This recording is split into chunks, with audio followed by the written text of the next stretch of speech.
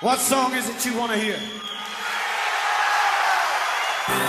Put the music in your special friend. I hear music up above. Gotta get a message, get it on through. Hello, and welcome to the Secret Chord Podcast. I'm your host, Adam Jacobs. The Secret Chord explores spirituality through the lens of great music, and we're sponsored by superjeweler.com, my favorite online fine jewelry destination. And without further ado, please enjoy this podcast. Hello all. Welcome to episode 29 of the Secret Chord Podcast. We're going in a different direction this week with a new genre, and I'd like to explore a famous show tune that became a jazz standard. We're going to talk about the evolution of the song, and I'm excited to share three versions of a timeless classic, a song called My Favorite Things. So this song began with the composers Rodgers and Hammerstein. They were a famous songwriting duo, Richard Rodgers and lyricist Oscar Hammerstein. Together, they were an influential and innovative, very successful American musical theater writing team. They created a string of popular Broadway musicals in the 1940s and 50s, initiating what is considered the golden age of musical theater. 5 of their Broadway shows, Oklahoma, Carousel, South Pacific, The King and I, and The Sound of Music, were blockbuster successes and are now regarded as classics. They wrote more than 850 songs between them. The song we'd like to explore today comes from The Sound of Music, and at first blush might not seem like much. A cute ditty sung by an Austrian nanny and former nun to the kids in order to comfort them during a thunderstorm. Why has this song from 1959 had such a durable impact on popular culture? What makes it so catchy and so appealing? Let's give a listen to the original movie soundtrack as was sung by Julie Andrews back in 1965. This is the Broadway classic, My Favorite Things. Raindrops on roses and whiskers on kittens, bright copper kettles and warm woolen mittens, brown paper packages tied up with strings. These are a few of my favorite things. Cream-colored ponies and crisp apple strudels, doorbells and sleigh bells and schnitzel with noodles, wild geese that fly with the moon on their wings. These are a few of my favorite things. Girls in white dresses with blue satin sashes, snowflakes that stay on my nose and eyelashes, silver white winters that melt into springs. These are a few of my favorite things. Now, we know that there's a certain genius to originating something, but there's another type of genius, which is the ability to pick up that original product, to understand that there is more than had been imagined, something deeper and hidden, and then to take it to the next level. For instance, Bach didn't invent the fugue, a musical style based on imitative counterpoint, but is widely thought to have perfected it. There are countless examples of this in music and in other aspects of life, but I always get a charge out of it when I see it done well, musically. For instance, there's Cyndi Lauper's version of Time After Time. And then, of all people, this pop song made an impression on the ultra-cool jazz legend Miles Davis. As pretty as the Cyndi version is, and giving her full credit as the writer, Miles was able to look even more deeply into this tune and to reveal, in my opinion, even more depth. And this is the point. Part of it was dormant. It was hidden. These concealed aspects of reality are very often the most interesting. For instance, nothing was known about the inner workings of the cell less than 100 years ago. We now know it to be a world unto itself with incredible micro-machines with the ability to assemble complex proteins with astonishing speed and efficiency. We also now know that the atom contains an unfathomable amount of energy. Did you know that 33 pounds of uranium is all that's needed to produce a nuclear weapon? Who would have thought that a hunk of metal that you could carry in your back contains enough power to destroy an entire city? What other mysteries lie hidden from us but in plain sight? In my thinking, there's a whole spiritual order that has yet to be fully understood, though we interact with it daily in all sorts of ways. No one would have believed that the cell and the atom are what they actually are in reality. So too, What we currently regard as transcendent will eventually come to be described as merely mundane. To paraphrase something that the linguist Noam Chomsky said, what we understand we call physical, and what we don't yet understand we call metaphysical. Besides the aforementioned Miles Davis, there is perhaps no figure as towering in the jazz world of the 1950s and 60s than John Coltrane. In many ways, he single-handedly revolutionized jazz, and more than any other musician, aurally captured the zeitgeist of the 1960s. He was a deeply spiritual man, and it's not hard to detect the yearning for transcendence that's present in his music. Coltrane borrowed My Favorite Things from Rodgers and Hammerstein and launched it into orbit. His version is quite long, so we won't be able to hear the whole thing. But let's at least get a taste of this masterpiece. This is My Favorite Things by the great John Coltrane.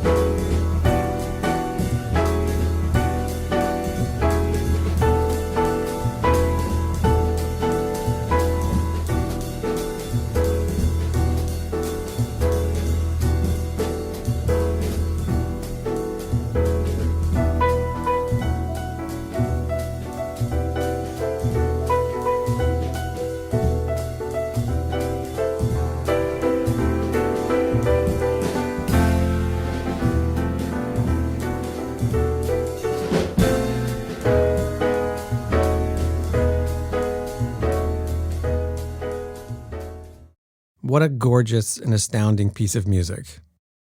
We'll get back to that in just a moment. So I bet if I asked 10 people what their favorite things were, 9 of them, assuming that they're married, would say their wedding rings. And if not that, then a favorite bracelet, necklace, or family heirloom. Either way, there's no doubting that jewelry is very important to people and makes them happy.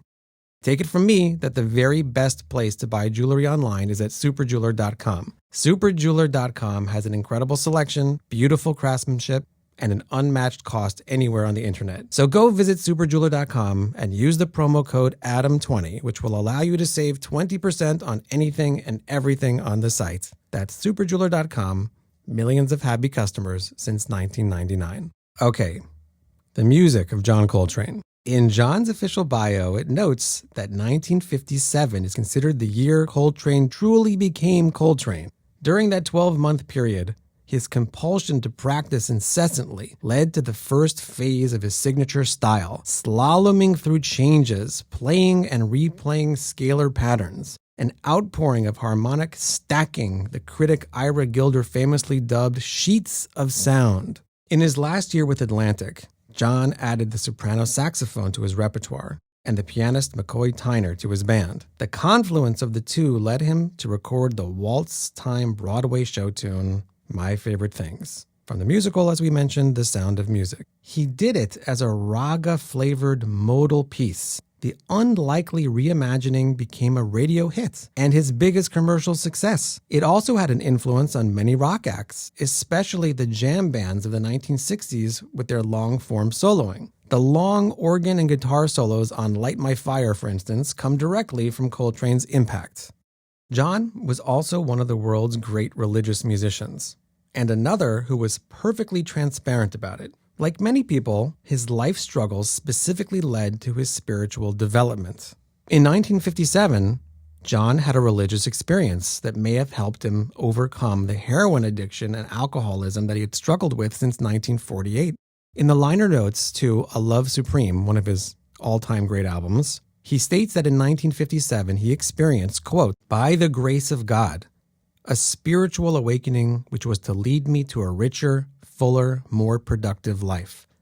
At that time, in gratitude, I humbly asked to be given the means and privilege to make others happy through music." After he was divorced from his first wife, Naima, who he kept a close relationship with, he told her that in 1964 that 90% of his playing would be prayer. And from an essay entitled John Coltrane's Spiritual High Points at a website called oxfordamerican.org, we learn the following. Coltrane, for his part, thought of music in spiritual terms, not regional ones. "Let us sing all songs to God," he wrote in a poem accompanying A Love Supreme. "No road is an easy one, but they all go to God." His command of the saxophone, so legendary, was achieved not for its own sake, but because he was searching for a pathway to the divine. "I would love to discover a process," he said, "such that if I wanted it to rain, it would start raining. If one of my friends was sick, I would play a certain tune and he would get better." What a beautiful mix of the spiritual and the musical worlds. Let's consider the original lyrics for a moment. "Girls in white dresses with blue satin sashes, snowflakes that stay on my nose and eyelashes, silver white winters that melt into springs. These are a few of my favorite things." And then it goes on to say, "When the dog bites, when the bee stings, when I'm feeling sad, I simply remember my favorite things, and then I don't feel so bad." It's so deceptively simple, this song, but so profound at the same time. And note the rhythm inherent in the phraseology. It makes you want to bounce along with it. From a spiritual perspective, this is the classic formula for happiness, namely, where you direct your attention affects your experience of reality. As the sages of the Mishnah stated, who is the happy person? The one who is satisfied with his lot, who focuses on the good. As Coltrane said, "I know that there are bad forces, forces that bring suffering to others and misery to the world. I want to be the opposite force. I want to be the force which is truly good." Only that which you think about becomes part of your reality. One person might notice the homeless guy and feel sad. One might feel indifferent, while another might feel anger. The raw material of our experience is out there. What we pay attention to and what meaning we assign to it has an immediate and direct effect on our emotional states. So, when the dog bites and the bee stings, which for sure they will in some form or another, remembering your favorite things, or choosing to focus on the good, will indeed make one feel less bad. I promised you 3 versions, and it's true that there's a popular one out there by Ariana Grande. However, the one I'd like to play for you today is one of my favorites. This is a beautiful rendition by Leslie Odom Jr., who portrayed Aaron Burr in The Great Hamilton. Let's take a listen.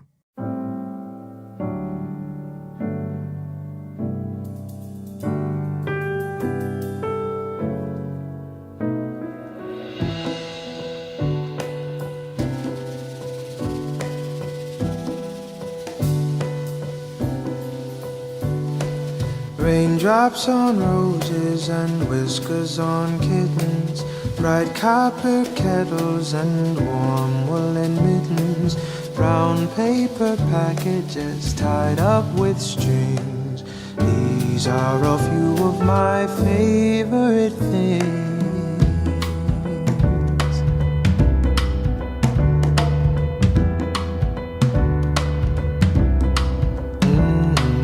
Cream-colored ponies and crisp apple strudels, doorbells and sleigh bells and schnitzel with noodles, wild geese that fly with the moon on their wings. The girls in white dresses, blue satin sashes, snowflakes that stay on my nose and eyelashes, silver white winters that melt into springs. These are a few of my favorite things. When the dog bites, when the bee stings, when I'm feeling sad, I simply remember my favorite things, and then I don't feel so bad. I don't feel so bad. I don't feel so sad.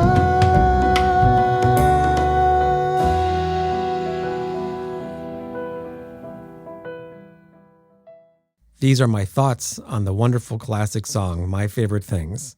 I hope you've enjoyed listening and considering these ideas. And as always, we'll be back next week with more music and more ideas. Thank you for listening. Thank you for listening. Please consider leaving a comment or a review to help us spread the word. And please subscribe to the podcast on any of the major podcasting platforms. To support us, please visit our Patreon account. And if you'd like to communicate with me directly, please feel free to email me at ajacobs@h.com. The Secret Chord is produced and engineered by Naor Cohen.